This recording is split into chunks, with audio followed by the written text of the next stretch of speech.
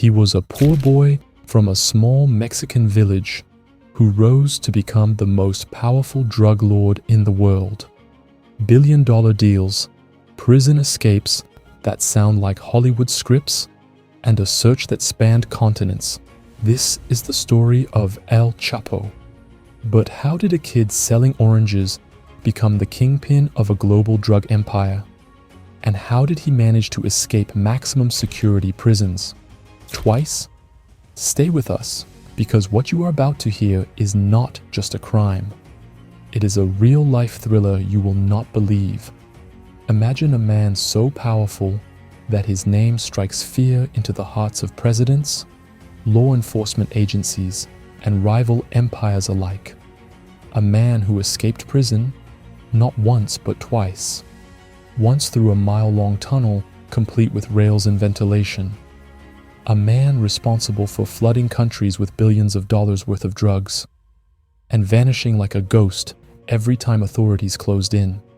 This is not a Hollywood plot. This is the real story of Joaquín El Chapo Guzmán, the man who built a drug empire larger than Pablo Escobar's, escaped maximum security prisons like it was child's play, and lived a life of crime that reads like a thriller you just cannot put down.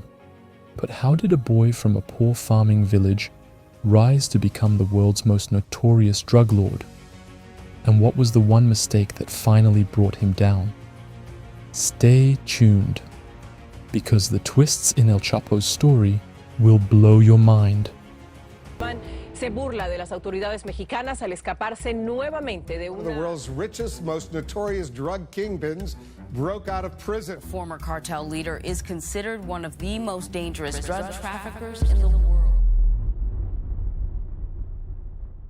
Born on April 4th, 1957, in the remote village of La Tuna in Sinaloa, Mexico, Joaquín Guzmán's childhood was a world away from the luxury he would later know.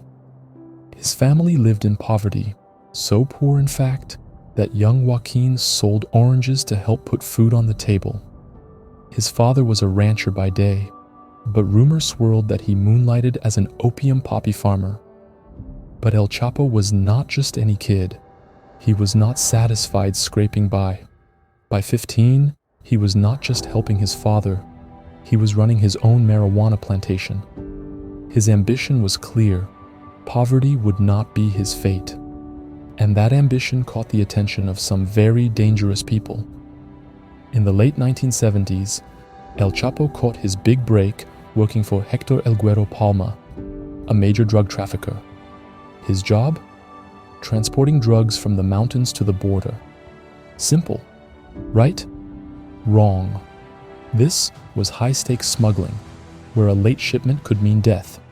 But El Chapo was not just on time. He was early, efficient, and ruthless. Word got out. Soon, he was working for Miguel Ángel Félix Gallardo, Mexico's biggest drug lord at the time. Under Gallardo's wing, Chapo learned the ropes of large-scale drug trafficking.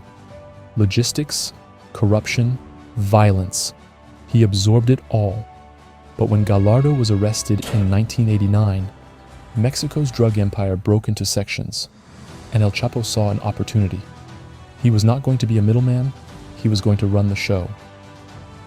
El Chapo co-founded the Sinaloa cartel, and what came next was nothing short of a surprise. He masterminded drug smuggling routes into the U.S. pioneering tunnels beneath the border, complete with lighting rails and ventilation, like an underground highway for cocaine, meth, heroin, and marijuana. And the profits? Astronomical. Forbes even listed him among the world's richest men. But money was not enough. El Chapo wanted total control. That meant war. Bloody battles with rival cartels like the Tijuana cartel left thousands dead. One clash even resulted in the assassination of a Mexican cardinal, though Chapo claimed it was a mix-up that triggered an international manhunt. Guatemala. After years on the run, El Chapo was captured and sentenced to 20 years in a Mexican prison. End of story? Not even close. Inside prison walls, Chapo lived like royalty. bribing guards, smuggling in lovers, and running the Sinaloa cartel from his cell like it was a corporate office. Then, in 2001, came the legendary escape. Guards found his cell empty. The only clue? A laundry cart. Yes, El Chapo slipped out of a maximum security prison hidden under dirty sheets, thanks to $2.5 million in bribes. He was free, richer than ever and deadlier. For the next 13 years, Chapo reigned supreme. His cartel controlled 80% of the drugs entering the U.S. His personal fortune soared past $1 billion. He bought homes, cars, even a private zoo. His popularity in Sinaloa was legendary. Locals saw him as a Robin Hood figure, funding infrastructure and handing out money. But beneath the charm was ruthlessness. Betray him, you vanished. Disrespect him, you ended up in a shallow grave. Law enforcement tried again and again to catch him. Every time, he slipped through their fingers, until 2014. February 22nd, 2014, a daring raid in Mazatlan finally cornered El Chapo in a beachfront condo. No Hollywood escapes this time. He was arrested and paraded before cameras. Mexico cheered, but El Chapo was not done embarrassing the government. On July 11th, 2015, less than 2 years later, cameras showed him walking to his cell's shower area and then vanishing. Authorities discovered a trapdoor leading to a tunnel over a mile long, equipped with rails and a modified motorcycle for quick getaways. He escaped again from Mexico's most secure prison. People were stunned. How could this happen? The answer: corruption, millions in bribes, and El Chapo's audacity. What brought him down? Not a rival, not law enforcement, his ego. While on the run, El Chapo wanted a movie about his life. Actress Kate Del Castillo and actor Sean Penn, yes, that Sean Penn. Their secret meeting with Chapo, meant to discuss a biopic, gave authorities a crucial lead. January 8, 2016. Marines stormed a safe house in Los Mochis. Chapo fled through yet another tunnel, popped out of a manhole, and hijacked a car. But this time, his luck ran out. Police caught him on the road, and when he tried to bribe them, they refused. El Chapo, the untouchable kingpin, was finally back in custody. In 2017, Guzmán was deported to the U.S., facing charges of drug trafficking, money laundering, and murder.